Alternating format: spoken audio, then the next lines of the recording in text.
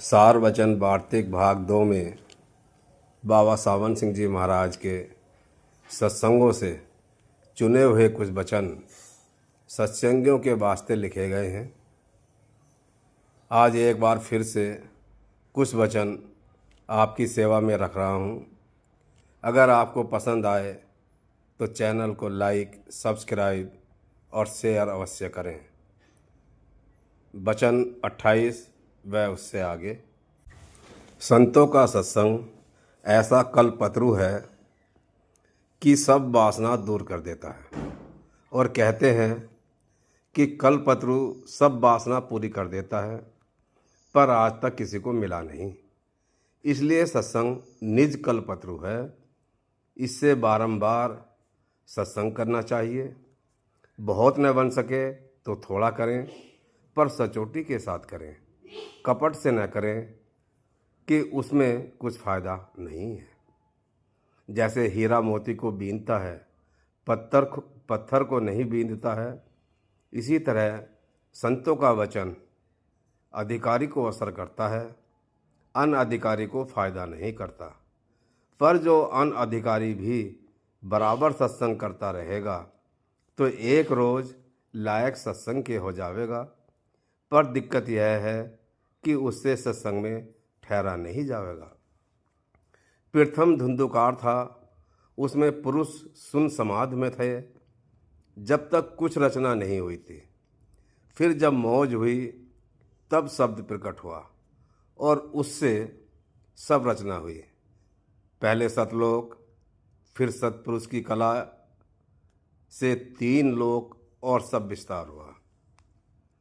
वह जो पार ब्रह्म परमात्मा है सो सब जीवों के पास मौजूद है, पर संसार रूपी भवसागर से किसी को निकाल नहीं सकता है। बजाय निकालने के और रोज़ बरोज़ फंसता जाता है। और जब वही पार ब्रह्म परमात्मा सद्गुरु रूप रखकर उपदेश करता है तो वह संसार के बंधनों से इस जीव को छुड़ा सकता है। पर लोग ऐसे अंधे हैं कि इस स्वरूप को जो उद्धार करने वाला है नहीं पकड़ते और गायब का ध्यान करते हैं।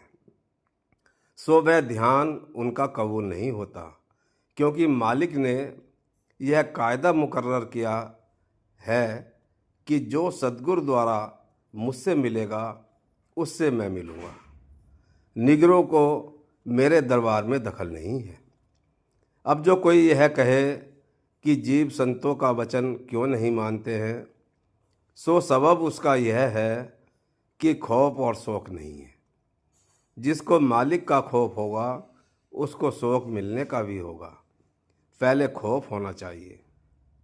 आजकल के गुरु चेला तो कर लेते हैं और पत्थर पानी में जीभ को लगा देते हैं। चाहिए तो यह था कि अपने से प्रीत कराते, सो वह क्या करें। उन्होंने आप गुरु से प्रीत करी होती तो वह भी अपनी प्रीत कराते हैं। ऐसे जो गुरु हैं उनका नाम गुरु नहीं हो सकता। सद्गुरु को दीनता पसंद है। जो दीनता सच्ची है तो न मन की चंचलता का फिक्र करें, न रास्ते के तोसे की सोच करें। एक सद्गुरु की शरण दृढ़ करें और उसकी ओट लेवें, बेड़ा पार है। जिनके जड़ चेतन की गांठ बंधी है वह काम, क्रोध, लोभ, मोह, अहंकार में बरतते हैं। कभी सील, क्षमा, संतोष का बर्ताव हो जाता है। सो भी ऊपरी अंतर में वो वही रस लेते हैं। और जिनकी जड़ चेतन की गांठ खुली हुई है उनके कभी काम, क्रोध, लोभ, मोह, अहंकार पास भी नहीं आते हैं। मालिक सबके साथ हर वक्त मौजूद रहता है। अच्छा और बुरा जो कोई काम करता है सबकी बर्दाश्त करता है। जब उसकी मर्जी होगी तब उससे वह काम नहीं करावेगा और किसी के कहने से कोई नहीं मानेगा। नाहक क्यों किसी को दुखाना। जिसको अपने ऊपर श्रद्धा और प्रतीत होवे उसके समझाने में दोष नहीं है और वही मानेगा। कर्मी और सरई और ज्ञानी कभी संतों के वचन को नहीं मानेंगे। यह संसारी चाह वाले और बुद्धि के विलास वाले हैं उनको संतों के सत्संग में आना भी मुनासिब नहीं है। और निर्मल सन्यासी, ज्ञानी, वेदांती, निहंग और मूर्त व्रत वाले और जो वेद शास्त्र के कैदी हैं और परमार्थ का दर्द नहीं रखते, वे सब इसी तरह के लोगों में से हैं। इनसे संतों को सिवाय तकलीफ और कुछ हासिल न होगा, क्योंकि इनको खोज सद्गुरु की नहीं, सिर्फ टेकी है। इस कलयुग में 3 बातों से जीव का उद्धार होगा। एक, सद्गुरु पूरे की शरण, दूसरे साध संग, और तीसरा नाम का सुमरन और सिरवन। और बाकी सब झगड़े की बातें हैं। इस वक्त में सिवाय इन तीनों बातों के और कामों में जीव का अकाज होता है। यह जीव संसार में वास्ते तमाशा देखने के भेजा गया था, पर यहाँ आनकर मालिक को भूल गया और तमाशे में लग रहा। जैसे लड़का बाप की उंगली पकड़े हुए मेला देखने को बाजार में निकला था, सो उंगली छोड़ दी और मेले में लग गया। सो न मेले का आनंद रहा, न बाप मिलता है, मारा मारा फिरता है। इस तरह जो अपने भक्त के सद्गुरु की उंगली पकड़े हुए हैं, उनको दुनिया में आनंद है और उनका परमार्थ भी बना हुआ है। और जिनको भक्त के सद्गुरु की भक्ति नहीं, वह यहाँ भी दर बदर मारे मारे फिरते हैं और अंत को 84 में जावेंगे। जो शब्द का रस चाहे तो मुनासिब है कि एक वक्त खाना खावे, और जो हर रोज़ 2 या 3 बार खाना खावेगा, उसको शब्द का रस हरगिज नहीं आवेगा। जिंदगी वही सफल है जो सद्गुरु सेवा और मालिक के भजन में लगे, और धन वही सफल है जो संत सद्गुरु और साध की सेवा में खर्च होवे। और लड़के वाले और कुटुंबी इसके वही हैं जो परमार्थ में संग देवे। जो सद्गुरु की प्रीति और उनका निश्चय करेगा, उसको शब्द भी मिलेगा, और जिसको सद्गुरु की प्रतीत नहीं, वह शब्द से भी खाली रहेगा। काम, क्रोध, लोभ, मोह, अहंकार की जड़ और आशा तृष्णा की मैल अंतःकरण में है। सो ये मैल सद्गुरु की प्रीति से जावेगी और प्रेम आवेगा। जब प्रेम आया तभी सारा काम पूरा हुआ। सेवक का धर्म यह है कि सिवाय सद्गुरु के और सबकी शरण तोड़ देवे और सद्गुरु को ही मुख्य करके पकड़े। और जो सेवक ऐसा नहीं करेगा तो सद्गुरु अपनी दया से आप पकड़ेंगे, पर उसको जरा तकलीफ होगी। चैतन्य की सेवा से चैतन्य को पावेगा और जड़ की सेवा से जड़ को पावेगा। सो सिवाय सद्गुरु के सब जड़ है। एक संत सद्गुरु ही इस संसार में चैतन्य है। इस वास्ते उनकी सेवा सब जीवों को जो अपना भला चाहते हैं और चैतन्य से मिलना चाहते हैं करनी चाहिए। पहले गुरुमुखता होनी चाहिए, बाद इसके नाम मिलेगा। और जब तक गुरुमुखता नहीं होगी, नाम कभी नहीं मिलेगा। इस वास्ते सबको चाहिए कि गुरुमुख होने में मेहनत करें। संसारी जो अपनी तमाम उम्र संसार में खो देते हैं, अंतकाल अकेले जाते हैं। मरघट तक उनके सब संग रहते हैं, अंतकाल का कोई संगी नहीं है। और जो सत्संगी हैं, उनके सद्गुरु सदा संग रहते हैं। और यह बात जाहिर है कि अकेले तकलीफ होती है, यानी बिना दो के संसार में भी, और अंत को भी तकलीफ रहती है। यहाँ तो स्त्री और पुत्र इनके संग आराम रहता है और अंत को गुरु सहाय होते हैं। इस देह धरे का यही फल है कि सद्गुरु का संग बारंबार करे कि अंत को फिर तकलीफ न होवे। जो बाहर से न बने तो उसको अपने अंतर में सदा संग रखे। ये हिदायतें उनके लिए हैं जिनकी कोई दुनियावी जिम्मेदारियां नहीं रही हैं और जो पूरी तरह से शब्द के अभ्यास में लग जाना चाहते हैं।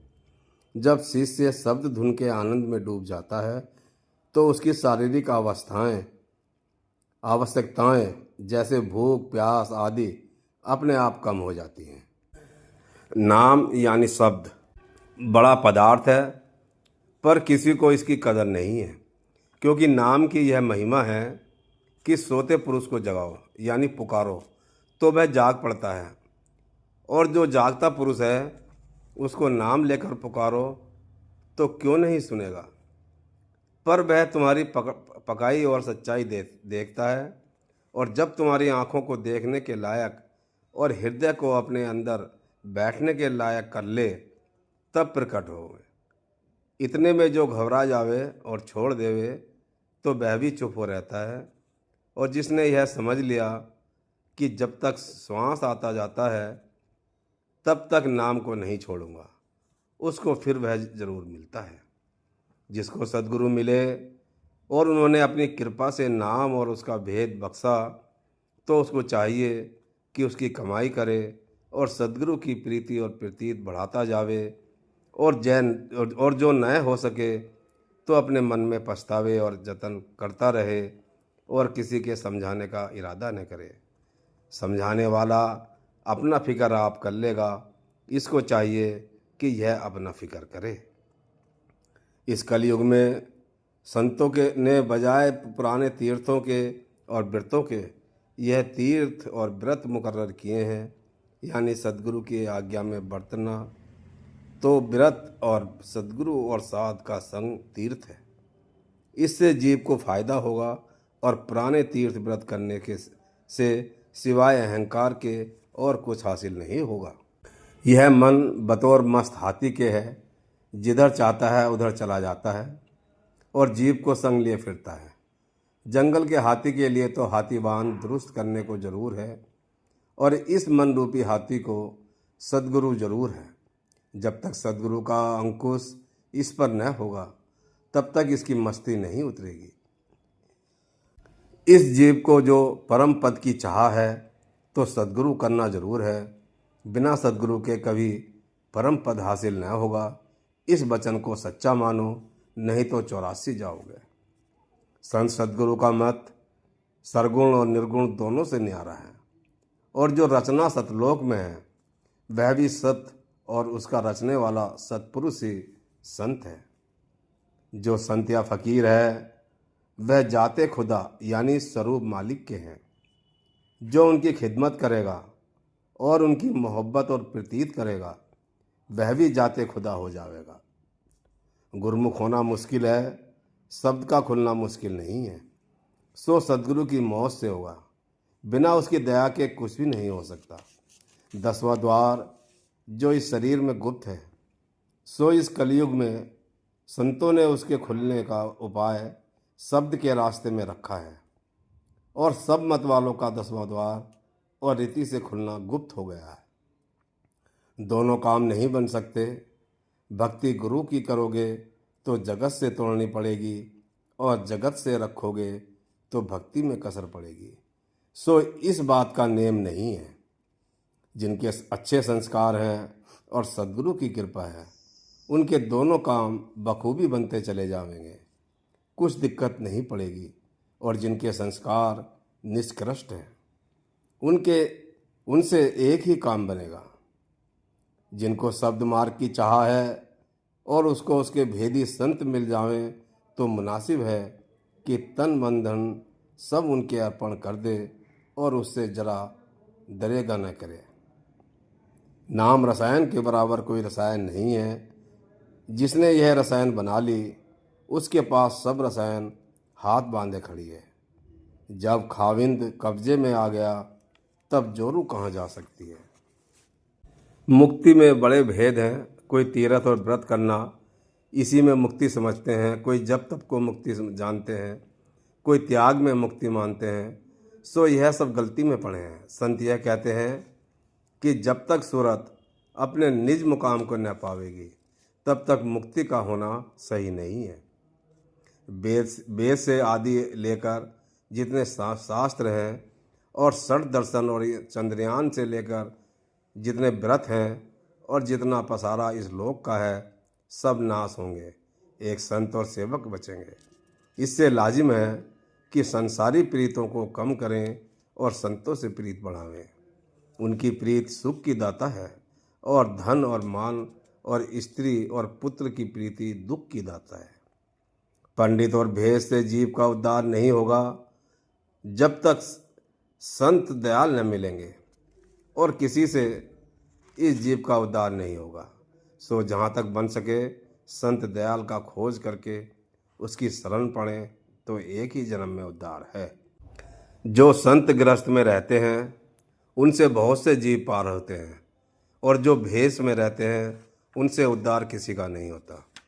पर जो संत दयाल हैं वह गृहस्थ में ही रहते हैं। मालिक ने यह फरमाया है कि साध और प्रेमी जन मेरी देह हैं। जो मेरी सेवा करना चाहे तो मेरे साधुओं और प्रेमियों की सेवा करे। और लोग बावले, पानी और पत्थर पूजते हैं। गुरु भक्ति और सत्संग और साध सेवा जो मुख्य है सो कोई नहीं करता। इस भक्त के जीवों के वास्ते पहले गुरु भक्ति और सत्संग चाहिए, इसके बिना काम नहीं होगा। सत्संग में आ बैठने से कर्म नहीं कटने हैं। सत्संग का जो कर्म है उसके करने से कर्म कटते हैं। हर कोई नाम का सुमरन करता है और कुछ भी अंग उसका नहीं बदलता। सबब इसका यह है कि पोथियों का लिखा नाम जपता है। किसी साध का बताया हुआ नाम जपे तो खबर नाम के रस की पड़े, क्योंकि संतों ने अपने हृदय रूपी जमीन को कमाकर नाम रूपी दरख्त लगाया है और उसका फल खाते हैं। जो कोई खोजी प्रेमी नाम का उनके पास जावे उसको नाम का फल देते हैं।